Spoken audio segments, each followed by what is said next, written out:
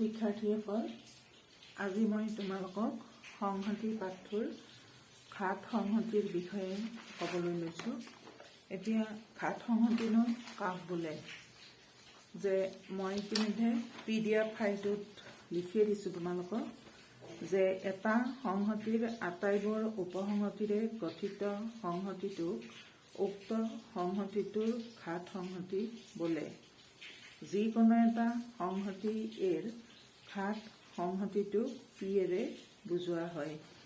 এতিয়া আমি কি ক'লো, যে যিকোনো এটা সংহতিৰ আটাইবোৰ উপসংহতিৰে গঠিত সংহতিটোক দিয়া থকা সংহতিটোৰ ঘাত সংহতি বোলে। এতিয়া মই যদি প্ৰথম উদাহৰণটোত ৰিক্ত সংহতিটো লওঁ, এইটো ফাই মানে হ'ল ৰিক্ত সংহতি। এতিয়া এই ৰিক্ত সংহতিটোৰ উপসংহতি কেইটা হ'ব, এটা অনলি ফাই। যি এটা ৰিক্ত সংহতিত এটাও মৌল নাথাকে, গতিকে ৰিক্ত সংহতিটোৰ উপসংহতি হ'ব মাত্ৰ এটা। আৰু সেইবাবে পি ফাই মানে কি হ'ব, যে power set of the set phi ৰিক্ত সংহতি, গতিকে ইয়াৰ power set of phi is equal to হ'ব ফাই। মানে ইয়াত কি বুজিলো আমি, যে ফাই মানে ৰিক্ত সংহতি, আৰু এই ৰিক্ত সংহতিটোৰ মৌল সংখ্যা 0। গতিকে ফাইৰ যিহেতু এটাই মাত্ৰ উপসংহতি থাকে, সেইটো হ'ল ফাই। আৰু ঘাত সংহতিৰ ডেফিনেশ্যনটো হ'ল যে কোনো এটা সংহতিৰ আটাইবোৰ উপসংহতিৰে গঠিত সংহতিটো সেই সংহতিটোৰ ঘাত সংহতি বোলে। আটাইবোৰ উপসংহতিৰে গঠিত, ইয়াত এটাই উপসংহতি আছে ফাই, এই উপসংহতিটোৰে গঠিত সংহতি বুলি কৈছো যে সেইটো কাৰণে ছেকেণ্ড ব্ৰেকেটটো দিব লাগিব। আৰু এটা সংহতি এৰ ঘাত সংহতিটো পি এ বুলি লিখা হয়, পি এ মানে পাৱাৰ সেট অফ এ। গতিকে ফাই সংহতিটোৰ ঘাত সংহতিটো হ'ব পি ফাই। তাৰপিছত 2 নম্বৰ উদাহৰণ মই যদি লওঁ, এটা সংহতি য'ত অকল এটা মৌল আছে এক্স। এতিয়া ইয়াৰ এই এ সংহতিটোৰ উপসংহতিবোৰ হ'ব, এটা হ'ব ফাই, কাৰণ মই তোমালোকক ইতিমধ্যে কৈছিলো আগতে যে ফাই অৰ্থাৎ ৰিক্ত সংহতিটো সকলো সংহতিৰে উপসংহতি হয়। আৰু তাৰপিছত এটা হ'ব এই সংহতিটো নিজেই। গতিকে পি এ হ'ব এৰ আটাইবোৰ উপসংহতি, অৰ্থাৎ এৰ দুটা উপসংহতি আছে, এই উপসংহতি দুটাৰ সংহতিটো, আৰু সংহতিৰ কাৰণে ছেকেণ্ড ব্ৰেকেটটো দিব লাগিছে। তাৰপিছত 3 নম্বৰ উদাহৰণটোত মই যদি এ ইকুৱেল টু এটা সংহতি লওঁ য'ত মৌল দুটা এ বি।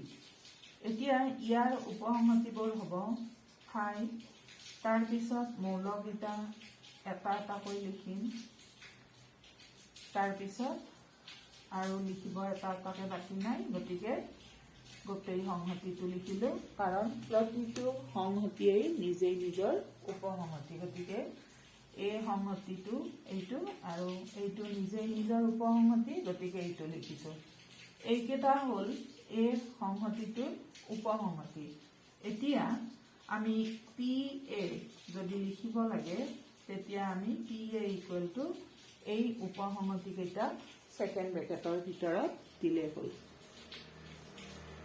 এতিয়া মই ইয়াত আন এটা কথা চাইছো, যে এটা সংহতিত থকা মৌলৰ সংখ্যাটোক এন এৰে বুজোৱা হয়। এন এ এই সংহতিটোৰ মৌল সংখ্যা বুজাবলৈ এন এ বা মডুলাছ অফ এ অৰ্থাৎ পৰমাণু চিনৰ ভিতৰত এইটো লিখা হয় আৰু এই n A number of elements in the set A বা মডুলাছ এ সংহতিটোত থকা মৌলৰ সংখ্যা বুজায় গতিকে ইয়াত আমি জানো ফাই সংহতিটোত এটাও মৌল নাই গতিকে ফাই মডুলাছতে লিখিছো মই phi equal to modulus of phi equal to 0 কিন্তু পি ফাই সংহতিটো মৌল সংখ্যা আমি কিমান পাইছো 1 এটা আছে মৌল 1 ঠিক একেদৰে 2 নম্বৰ সংহতিটোত modulus of A is equal to 1 কাৰণ এ সংহতিটোত অকল x মৌলটো আছে মানে এটা মৌল আছে আৰু পি এৰ মৌল সংখ্যা আছে কিমান দুটা এইটো আৰু এইটো 2 তাৰ পিছত তৃতীয় সংহতিটোত এৰ মৌল সংখ্যা আছে দুটা আৰু পি এ এইটোৰ মৌল সংখ্যা কিমান হৈছে 1 2 3 4টা এতিয়া এইখিনি তোমালোকে চোৱাচোন কি হৈছে যে চোৱা আমি ইয়াত ফাই মৌল সংখ্যা 0 পি ফাই অৰ্থাৎ ফাইৰ ঘাত সংহতিৰ মৌল সংখ্যা 1 এইটোক আমি 2 টু দি পাৱাৰ 0 বুলি লিখিব পাৰো কাৰণ কোনো এটা সংখ্যাৰ ওপৰত পাৱাৰটো যদি শূন্য লিখা হয় তেতিয়া হলে তাৰ মানটো 1 হয় গতিকে 1 ৰ ঠাইত আমি 2 টু দি পাৱাৰ 0 লিখিব পাৰো তাৰ পিছত ইয়াত এৰ মৌল সংখ্যা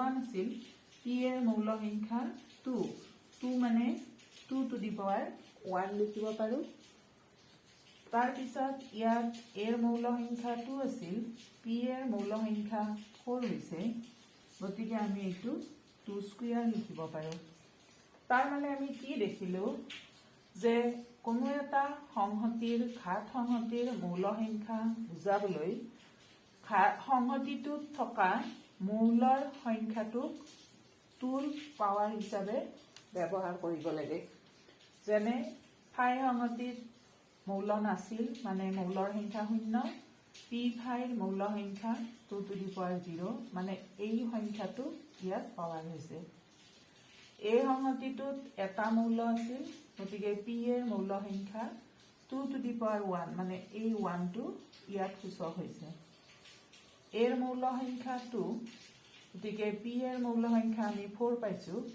4 টোক আমি 2 স্কয়াৰ লিখিছো বা 2 টু দি পাৱাৰ 2 লিখিছো এই 2 টো ইয়াত হৈছে তাৰ মানে সূচক হৈছে তাৰ মানে আমি কি বুজিলো যে কোনো এটা সংহতিত যিমানটা মৌল থাকে সেই মৌলৰ সংখ্যাটোক 2ৰ পাৱাৰ হিচাপে ব্যৱহাৰ কৰিলে সংহতিটোৰ ঘাত সংহতিৰ মৌল সংখ্যা পোৱা যায় গতিকে আমি যদি ধৰি লওঁ যে এটা এ সংহতি এৰ মৌল সংখ্যা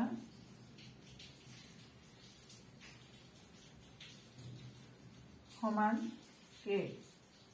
কেটা মৌল যদি থাকে তেন্তে পি এৰ মৌল সংখ্যা হ'ব 2 টু দি পাৱাৰ কেটা এইখিনি তোমালোকে নিশ্চয় বুজিলা কাৰণ যেতিয়া সংহতিটোত এটাও মৌল নাছিল অৰ্থাৎ শূন্যটা মৌল আছিল তেতিয়া সেইটো 2 টু দি পাৱাৰ 0 হৈছে ঘাত সংহতিৰ মৌল সংখ্যা ইয়াত এৰ মৌল সংখ্যা 1 আছিল গতিকে এৰ ঘাত সংহতিৰ মৌল সংখ্যা 2 টু দি পাৱাৰ 1 হৈছে ইয়াত এৰ দুটা মৌল আছিল গতিকে পি এৰ মৌল সংখ্যা 2 টু দি পাৱাৰ 2 হৈছে গতিকে এইখিনিৰ পৰা আমি ক'ব পাৰো যে যদি এটা সংহতি এৰ মৌল সংখ্যা কেটা হয় তেতিয়া হলে পি এৰ মৌল সংখ্যা হ'ব 2 টু দি পাৱাৰ কেটা তোমালোকে এইটো নিশ্চয় বুজি পাইছা এতিয়া মই আন এটা কথা তোমালোকক ক'বলৈ বিচাৰিছো কাৰণ তোমালোকে যেতিয়া ঘাত সংহতি লিখিবলৈ দিয়ে তেতিয়া লিখতে ভুল কৰা উত্তৰটো জানা কিন্তু লিখতে ভুল হয় যেনে ধৰা মই এটা উদাহৰণ লিখিলো যে যদি A equal to A, B, C এই মৌলকেইটাৰ এটা সংহতি তেন্তে এৰ আটাইবোৰ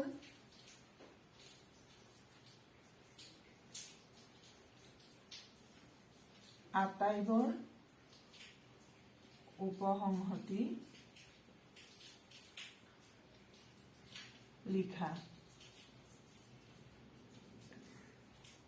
এতিয়া এই সংহতিটোৰ আটাইবোৰ উপসংহতি লিখিব দিছে, গতিকে মই লিখিম এনসাৰ বুলি লিখিছো। এৰ উপসংহতিবোৰ হ'ব প্ৰথমতে ৰিক্ত সংহতিটো সকলো সংহতিৰে এটা উপসংহতি, গতিকে আমি ৰিক্ত সংহতি লিখিবই লাগিব। তাৰ পিছত মৌলবোৰ এটা এটাকে লৈ A, B, C, তাৰ পিছত দুটাকে লম A, B, B, C, তাৰ পিছত C A বা A C লিখিব পাৰা। মই C টো আগত লিখিছো, A টো আগত লিখিলে একো নহয়, আৰু তাৰ পিছত গোটেই সংহতিটো অৰ্থাৎ তিনটাকে লৈ লিখা। এইটো হল। এতিয়া ইয়াত চোৱা উপসংহতি কেইটা হৈছে 1 2 3 4 5 6 7 8 আঠটা হৈছে। এতিয়া এর মৌল সংখ্যা আছিল 3, গতিকে P এর মৌল সংখ্যা আমি পালো 2 to the power 3 সমান 8। ইয়াত আঠটা আছে নহয় উপসংহতি 1 2 3 4 5 6 7 8। এতিয়া এই প্ৰশ্নটো যদি এনেকে আহে, যদি A equal to A, B, C মৌলকেইটাৰ এটা সংহতি হয় তেন্তে এৰ আটাইবোৰ উপসংহতি লিখা, এইটোৰ উত্তৰটো ঠিকে আছে। কিন্তু যদি প্ৰশ্নটো এনেকে আহে যে যদি A equal to A, B, C মৌলৰে গঠিত সংহতি তেন্তে এর ঘাত সংহতিটো লিখা। ঘাত সংহতিটো লিখা। এতিয়া এই ঘাত সংহতি লিখিলে আমি PA বুলি লিখিম, পাৱাৰ সেট অফ A মানে PA। এতিয়া ঘাত সংহতি লিখিলে মই ইতিমধ্যে তোমালোকক কৈছোৱেই যে সংহতিটোৰ আটাইবোৰ উপসংহতি সেকেন্ড ব্ৰেকেটৰ ভিতৰত লিখিম। গতিকে এই যেহেতু এই সংহতিটো একেই আছে, গতিকে এই সংহতিটোৰ উপসংহতিবোৰ লিখিছো, আৰু সেই একেই উপসংহতিবোৰে ইয়াত থাকিব ফাই A, B, C, AB, BC, তাৰ পিছত CA আৰু ABC। এইটো তাৰ মানে কি হল, আমি দেখিলো এই প্ৰশ্ন দুটাৰ পাৰ্থক্যটো দেখুৱাবলৈ মই এই উদাহৰণটো দিছিলো তোমালোকক, যে যদি এই সংহতিটোৰ উপসংহতিবোৰ লিখিব দিয়ে তোমালোকে এনেকে লিখিব লাগিব, আৰু ঘাত সংহতি লিখিব দিলে তোমালোকে সেকেন্ড ব্ৰেকেটৰ ভিতৰত এই উপসংহতি কেইটা লিখিব লাগিব। কিন্তু তোমালোকৰ সৰহ সংখ্যকে পৰীক্ষাত কি কৰা, ঘাত সংহতিটো লিখিব দিলে সংহতি কেইটা লিখি দিয়া, এইটোৰ দৰে লিখি দিয়া, সেকেন্ড ব্ৰেকেটটো নিদিয়া, যাৰ ফলত তোমালোকে সেই প্ৰশ্নটোত শূন্য পোৱা। গতিকে তোমালোকে এই কথাটো সদায় মনত ৰাখিবা যে এটা সংহতিৰ ঘাত সংহতি লিখিবলৈ হলে সেকেন্ড ব্ৰেকেটৰ ভিতৰত সংহতিটোৰ আটাইবোৰ উপসংহতি লিখিব লাগে। গতিকে ঘাত সংহতি কাক বোলে, উপসংহতি কেনেদৰে লিখে, আৰু ঘাত সংহতিৰ মৌল সংখ্যা কেনেদৰে উলিয়াই তোমালোকে নিশ্চয় বুজি পালা। আৰু এইখিনি ইতিমধ্যে তোমালোকে PDF ফাইলত পাবাই, আৰু আগতে তাৰ পৰা নোটছখিনি লিখি লৈ এই ভিডিঅ'টো চাই কথাখিনি বুজি ল'বা। ধন্যবাদ।